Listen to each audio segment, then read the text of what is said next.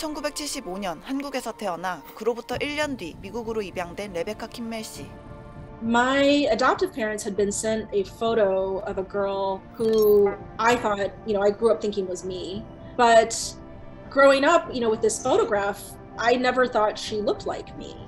2018년 레베카 씨는 성인이 되어 입양 서류의 진위를 확인하기 위해 한국을 방문했습니다. 그런데 자신을 입양 보냈던 기관을 찾은 그는 충격적인 사실을 알게 됩니다.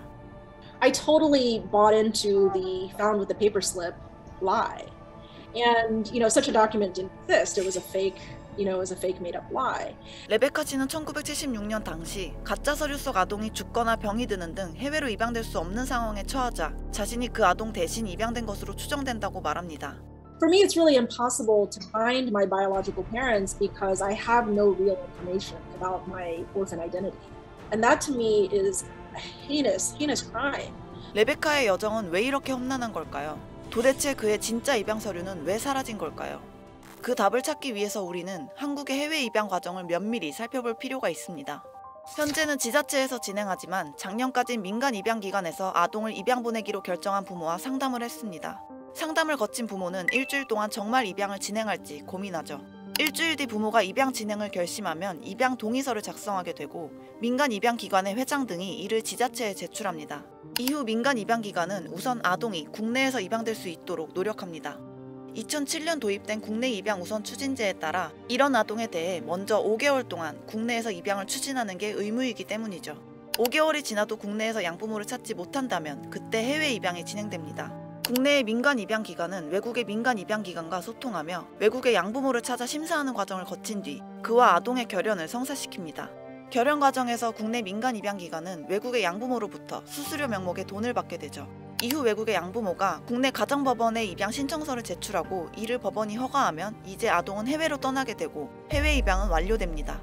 굉장히 메마른 설명만 들으면 그냥 잘 진행되는 것 같은데? 라고 우리가 흔히 생각하기 쉬운데요. 진짜 문제는 시작부터 끝까지 민간 입양기관이 절대적으로 주도를 하고 있다는 점인데요. 해외 입양 과정의 중심에 있는 민간 입양기관. 전문가들은 민간 입양기관이 아동의 서류를 보관하고 관리하는 한 이런 일은 계속 일어날 수밖에 없다고 지적합니다. 사적 주체에 불과한 입양기관들이 그 아이에 대한 기록을 관리를 했고 마치 이웃집 아저씨가 나의 기록에 대해서 관리를 했다 이렇게 볼 수 있고 국가의 시스템은 상당히 지속성이 있는 반면에 개인은 그거 하다가 죽을 수도 있고 안 할 수도 있고 이렇게 된 겁니다. 실제로 그 안에서는 기록을 조작하고 기록을 변경하고 기록을 훼손한 경우가 엄청나게 많죠.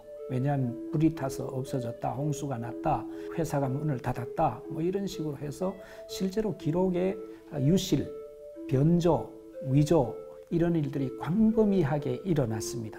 그 때문에 해외 입양인에게 친부모를 찾는 일은 드라마 속에서나 가능하다고 할 만큼 쉽지 않은 일입니다.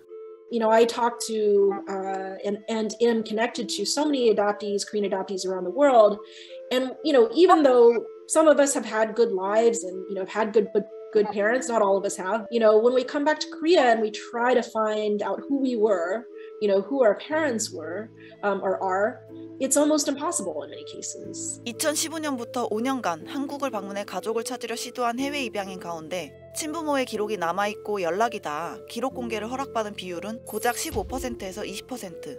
친부모를 찾는데 가장 기초가 되는 입양 서류가 제대로 관리되지 않는다는 걸 보여주는 겁니다. 한국 사람 자신들은 입양의 판타지, 입양의 아름다움과 선함에 대해서 모두 취해서 이 일 배후에 입양인들의 인권이 어떻게 훼손되는지 일반 국민들은 잘 모르고 판타지에 가려진 해외 입양인들의 고통, 그들이 겪는 고통은 이게 끝이 아닙니다. 해외 입양되는 한국 아동은 대부분 미국 등 서구권 나라로 입양되는데요. 해외로 입양된 아동은 인종의 차이 등 자신이 남들과 다르다는 사실을 인지하는 순간부터 정체성의 혼란을 겪을 수밖에 없습니다. 그 안에서 완전히 그 사회의 일원이 되지 못하는 그런 경계에서 항상 고민하고 또 한국으로 돌아왔을 때는 백인 사회에서 겪어보지 못한 안도를 느끼지만 말을 하고 관계에 들어가는 순간 자기가 이곳의 일원이 아닌 것을 목격할 수밖에 없고 입양인들은 그 나라에서 인종차별을 겪기도 하고 자기의 정체성의 혼란을 극복해가는 과정이 너무 무거워서 사실은 높은 퍼센테이지 사람들이 자살하거나 자살 시도를 하거나 존재의 혼란, 마약, 알코올 이런 것들로 인해서 혼란을 겪는 사람들도 사실 많이 있습니다. 그런 점에서는 평범한 생애 여정을 걸어가고 있는 사람들은 결코 아니다. 많은 문제를 안고 있는 만큼 해외 입양은 전 세계적으로 줄어드는 추세입니다. 하지만 한국은 세계적인 흐름과 다른 모습을 보이고 있죠. 관련 기관이 밝힌 전 세계 해외 입양 순위에서 한국은 3위로 상위권을 차지했습니다. 이는 7위였던 2019년보다 무려 4위나 반등한 결과입니다. 최대의 송출 국가입니다. 그리고 그것은 온 세계가 다 압니다. 한국전쟁 직후부터 현재까지 해외로 입양된 한국 아동의 숫자 전체를 헤아리면 약 20만 명. 전 세계적으로 이뤄진 해외 입양이 약 50만 건인 걸 감안하면 이는 엄청난 수치입니다. 많은 아동을 해외 입양 보냈고 또 여전히 해외 입양 보내고 있는 한국. 하지만 민간 입양 기관이 주도하는 한국의 해외 입양 시스템은 많은 문제가 발생하고 있습니다. 아동이 건강하고 행복하게 성장할 수 있도록 최선의 양부모를 찾아주는 것. 국내 민간 입양 기관이 이를 등한시한다고 보긴 어렵습니다. 하지만 이 민간 입양 기관이라는 이 이름에서도 알 수 있고 입양을 위한 기관이라는 거예요. 입양 기관이 설립된 목적 자체가 이 아이에게 좋은 양부모를 찾아주는 것이 원래 최선의 목적이 아니라는 거예요. 왜냐하면 입양을 원하고 있는 입양 기관에서 얼마나 양부모에 대해서 엄격한 심사를 진행할 수 있을까요? 입양기관들이 자의적으로 이 아이의 모든 송출 과정을 다 결정했고 보건복지부는 도장만 찍어줬습니다. 외교부는 그냥 여권만 내줬습니다.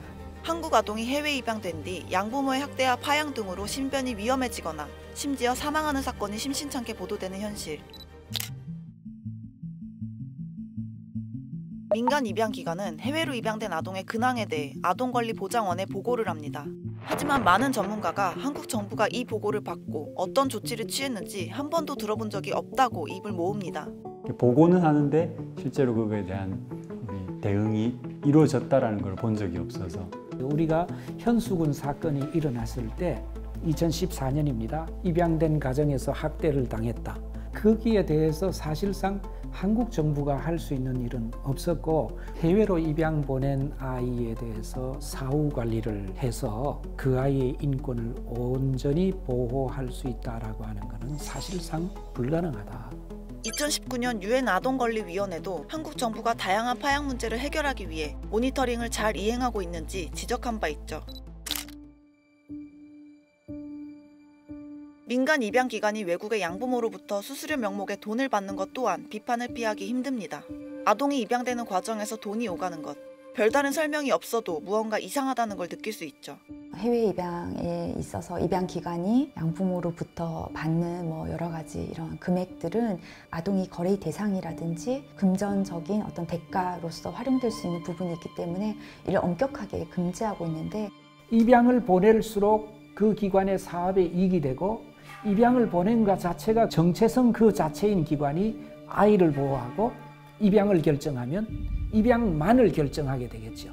입양 외에 다른 선택지가 있느냐라고 하는 심각한 고민을 해야 되는데 정부는 해외 입양을 줄이기 위해 2007년 해외 입양 쿼터제를 도입했습니다. 해외 입양을 매년 10% 정도 줄이기 위해 입양되어야 하는 아동이 발생할 시 해외 입양보다 무조건 국내 입양을 우선 진행하는 겁니다.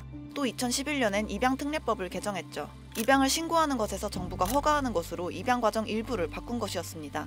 이로 인해 해외 입양 건수는 급감했습니다. 하지만 지금 해외 입양을 보내는 전체 아동의 90%가 미혼모로부터 출생한 자녀라는 거예요. 입양 숫자를 단순히 줄이는 거를 아무리 정부가 목표로 삼아봤자 실제에서 발생하는 요보 아동의 숫자를 줄이기 위한 어떠한 제도적인 방안을 마련하지 않는다면 아무런 의미가 없게 되고요. 해외 입양될 처지에 놓인 아동을 친부모가 키울 수 있는 환경을 마련해주거나 해외 입양이 안고 있는 근본적인 문제를 해결하지 못한 채 단순히 수를 줄이는 것에만 급급했다는 비판을 피하지 못했습니다.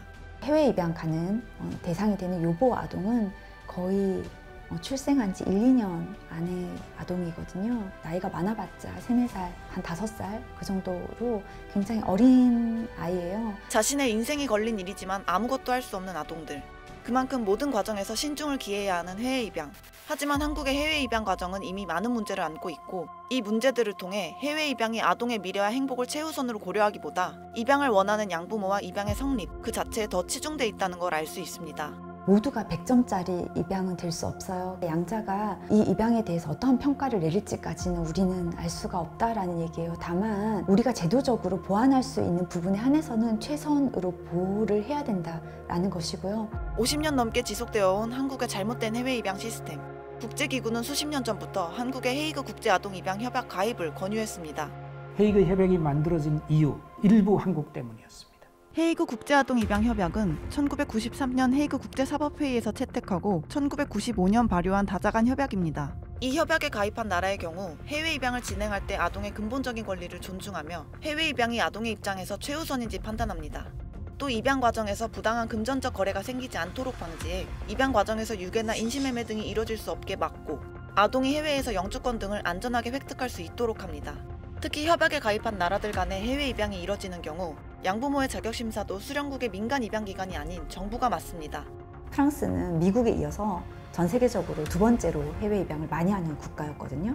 그런데 2003년에 헤이그 협약에 가입한 이후부터는 그때부터는 입양 숫자가 해외 입양 숫자가 급감하고 있거든요. 프랑스는 국내 입양, 그러니까 우리와 마찬가지로 요보 아동에 대해서는 국내 입양이든 또 해외로 보내는 입양이든 해외의 입양을 받는 경우든 양부모 자격 심사를 똑같은 풀에서 하고 있어요. 단순히 경제적인 요건만을 말하는 것이 아니고요. 방문을 통해서 이 가정이 전반적으로 입양을 원하고 있고 한 아이를 잘 키울 수 있는지에 대한 심사를 엄격하게 하고 있어요.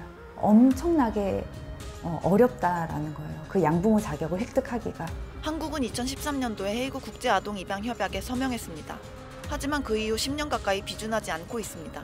서명은 가입에 대한 의지를 나타내는 것일 뿐 어떤 법적 효력도 없죠. 한국은 왜 강력한 조치를 취하지 않는 걸까요? 그것을 단순히 정부의 의지라든지 또 정부의 어떤 결심이 부족하다라고만 비난하기에는 어떻게 보면 50년 가까이 된 우리 민간 입양 기관 주도의 그 역사를 한꺼번에 바꾸긴 쉽지 않고요. 그 헤이그 협약의 비준을 위해서는 이 입양 절차가 모두가 정부 주도로 바뀌어야 된다라는 것이고 입양과 관련된 민법과 입양특례법 재개정도 필요하죠. 협약에 비준하기 위한 자격을 갖추는 것 자체가 쉬운 일이 아닌 겁니다. 많은 과제를 해결해야만 비준할 수 있는 헤이그 국제아동입양협약. 그럼에도 불구하고 꼭 필요한 일이라고 전문가들은 말합니다. 원 가정이 아이를 상실하지 않을 수 있도록 이별하지 않을 수 있도록 노력해야 된다. 이건 국가만이 할 수 있습니다. 원가정 보호의 원칙이라고 하는 거죠. 이런 고민이 헤이그 협약과 관련해서 담겨 있습니다. 다른 가능성이 없다. 그래서 입양을 선택한다라고 할 때 가장 적합한 가정을 찾아주기 위한 전방위적인 노력을 해야 되는데 그게 아동 입양 부모 적격성 판단이에요. 이 판단도 국가가 해야 된다. 입양 부모와 관련한 이러한 자격 심사를 국가 주도로 옮겨오지 않는다면 제도 자체를 제대로 운용했느냐라는 아주 기초적인 문제에서조차도 우리가 답을 할 수 없는 그런 부분이 있다는 거예요. 한국은 1950년대부터 지금까지 꾸준히 해외 입양의 선두를 차지하고 있습니다. 더 이상 레베카 씨와 같은 안타까운 사례가 생기지 않도록 또 해외 입양을 앞둔 아동의 인권과 행복이 보장될 수 있도록 이제는 정말 비판의 목소리에 응답해야 할 때가 아닐까요? 이번 영상을 만든 PD가 추천하는 영상도 보고 가세요. 스브스 뉴스의 다른 영상을 즐기시려면 구독 버튼을 꼭 눌러주세요.